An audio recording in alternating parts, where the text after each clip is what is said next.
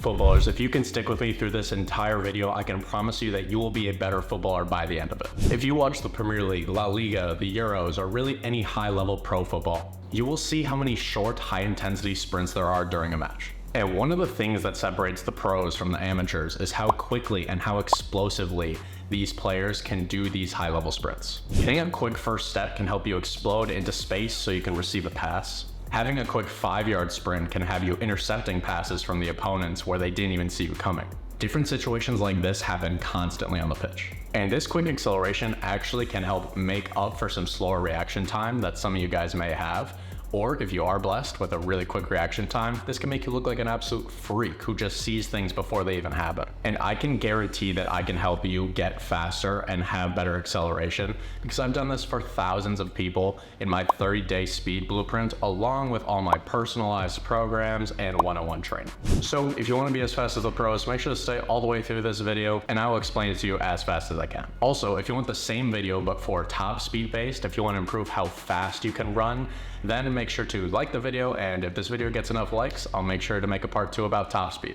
So on your acceleration sprint day, we're going to focus on 2 main things. The first one is acceleration and running mechanics. And for acceleration running mechanics, we focus on 5 main things. I know this is a lot. I'll break them down really quick.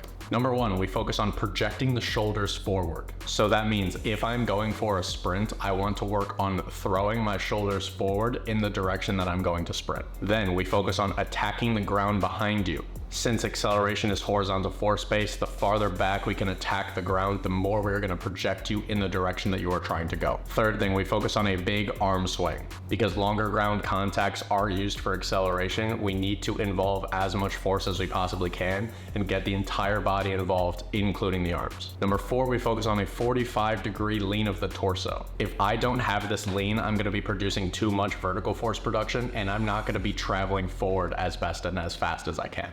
And last one is knee and limb switching at the proper time.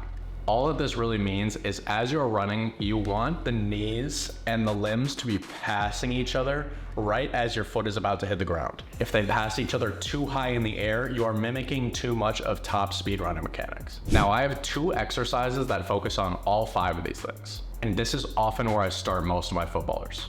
The first one is a acceleration wall mechanics complex. These are great for attacking the ground behind you, creating that 45-degree lean, as well as timing that knee switch as you're supported on the wall so we can focus a little bit more on the timing of the limbs. Then to hit the other 2 points, we focus on half kneeling bounds. And I really usually only do 1 bound so I can just work on that first step because that first step is the most important. Now these are really great for 1, the 45-degree lean again, but 2, it's really good for that arm swing because we can really set you up in that exaggerated arm swinging position before you even do the bound. And it's really good at projecting your shoulders forward because that half kneeling position, we can really focus on leaning you forward and you can really visualize just projecting and throwing yourself out of that half kneel. The second thing that we need to do if we want to have acceleration just like the pros is hard start sprint exercises. And if we want to utilize hard start sprint exercises, there are 2 main things that we need to use. Number 1 is deep ranges of motion at the ankle, the knee, and the hip. And number 2 is sprints that work on redirecting force, specifically during your first step. Now, an exercise that utilizes those full ranges of motion at the ankle, the knee, and the hip is going to be a full kneeling start. This is an exercise that can put all those joints in those positions that you need, and you can get into those positions passively before you begin the sprint. And this is really going to help you nail those acceleration running mechanics while also utilizing the hard start position. And probably the best exercise for working on redirecting force in a linear position is going to be the reverse lunge to sprint. So often if we're working on redirecting force, we need to do things like jumping backwards. And especially if this is your first time doing this, that can be really tough and it can be really stressful on the joints and the tendons. A much better way to do this is if we lunge backwards, because then your body is traveling backwards, but not nearly as fast as if you were to do a jump. So it is much more manageable. And if you can dial that in before your jumps, then you can get the most out of those force redirection sprints when you are jumping. Guys, as always, thank you for watching. I really hope this was helpful. Please make sure to like the video. Again, if you want to see the top speed version of this, drop a like. If it gets enough likes, then I will make another version. But otherwise, I appreciate you. I will see you next time.